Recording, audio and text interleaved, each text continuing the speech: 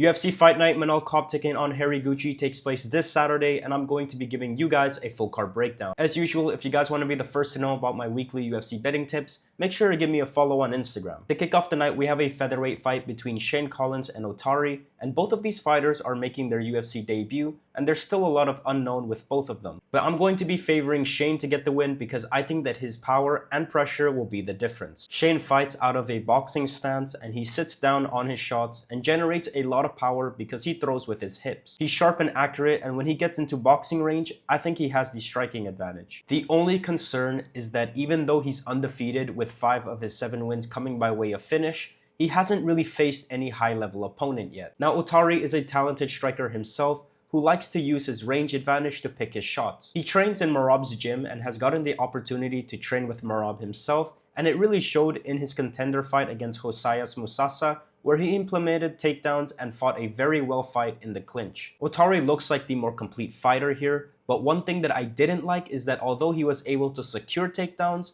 he wasn't able to keep his opponent grounded, and I think that Shane's takedown defense is good enough to stop the takedowns and keep this fight standing. Otari also didn't look all too impressive in his last fight, where he didn't even attempt a takedown, and if that's his approach in this fight, I think he'll get knocked out. It all comes down to if Shane can keep this fight standing, because his grappling hasn't really been tested yet, and Shane typically fights his best fight in a stand-up fight, where he's the aggressor. I reckon he'll have Otari fighting on the back foot for the majority of this fight, making it hard for him to shoot for takedowns, and Shane will find the knockout in round 2. Next up, we have a women's bantamweight fight between Luana Santos and Karol Rosa, and I think that Santos is going to get the win. This is a tricky fight to judge because both of these fighters are great grapplers, but have different approaches to getting the fight to the ground. Santos's background is judo, and her game plan is to either clinch and find a throw where she'll end up on top, or fake a takedown attempt into a trip where she'll end up in the top position. Rosa, on the other hand, prefers to shoot double legs, which I personally think is more effective, but she rarely does it. Now, Luana has a very impressive resume in such a short time,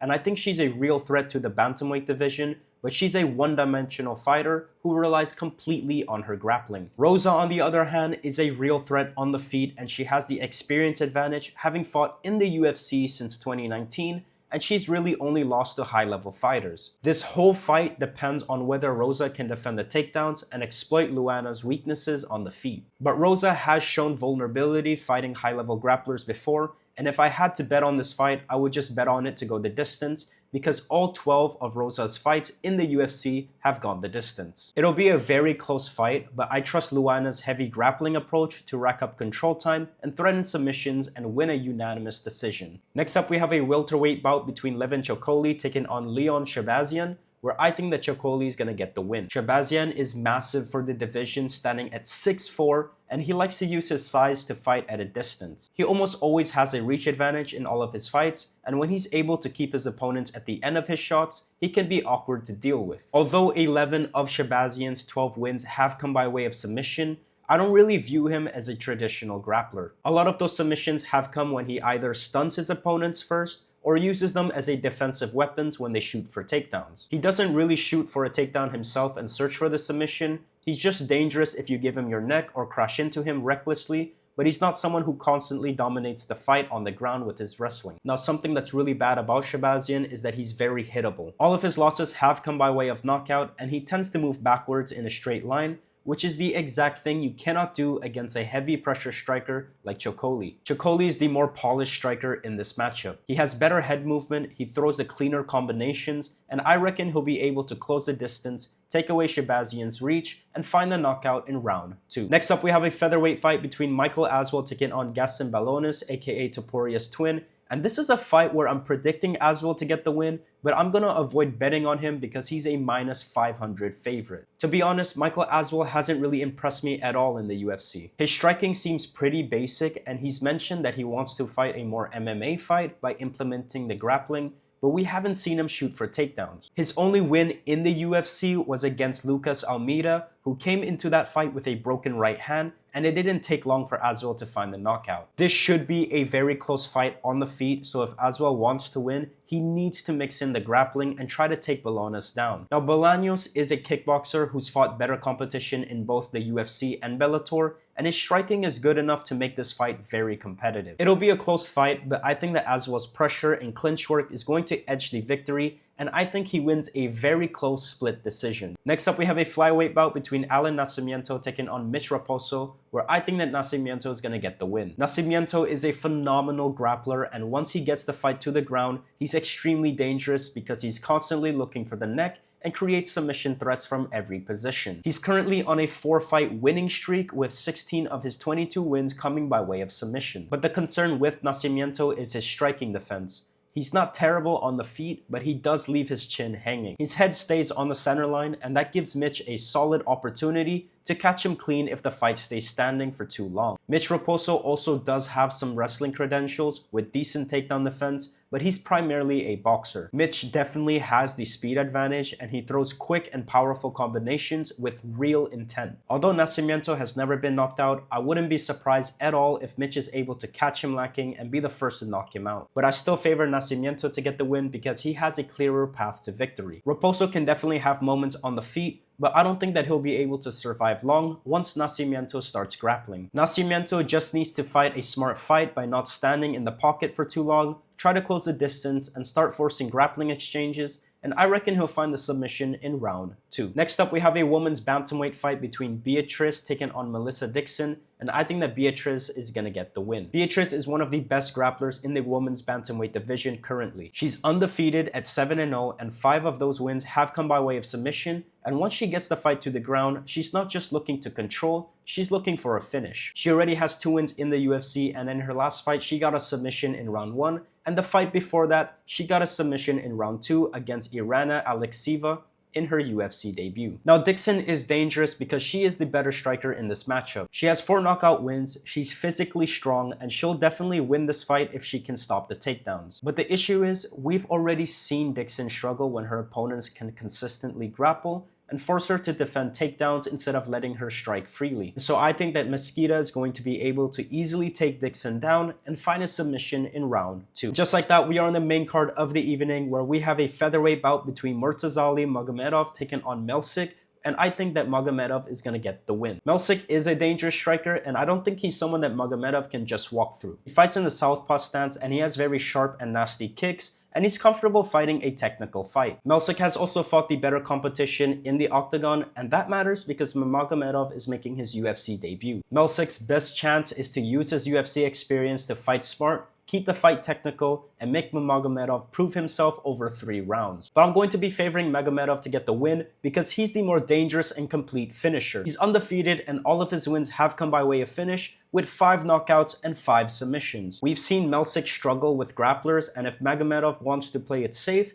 he should wrestle and try and find a submission. But he seems more comfortable fighting a stand-up fight, and I reckon he'll find a knockout in round 2. Next up, we have a flyweight fight between Andre Lima and Kevin Borjas, where I'm taking Andre Lima to get the win. Borjas usually has a very good first round because he comes out aggressive, throws with power, and he tries to find an early finish. I would say he fights his best fight in round 1, but the problem with Borjas is that he doesn't keep that same pace for 15 minutes. As the fight goes on, his output starts to drop, and he becomes less active, and he gives his opponent too much time to make reads on him. And so the longer this fight goes, the more it favors Lima because he's the cleaner kickboxer, he manages distance better, and he fights at a much more consistent pace. Lima needs to stay composed in round 1, respect Borjas' power early, and once Borjas slows down, I think Lima will begin to pick him apart with kicks, straight shots, and cleaner combinations. Borjas has also lost 4 of his 5 UFC fights, and I think he'll get cut after losing this fight. Lima is still undefeated and full of confidence, and I reckon he wins the fight via unanimous decision. Next up, we have a featherweight fight between Christian Rodriguez and Hyder Amil, and I think that Rodriguez is going to get the win. Hyder Amil is a very dangerous pressure fighter who throws a lot of volume and does his best work when he can turn the fight into chaos. He switches stances,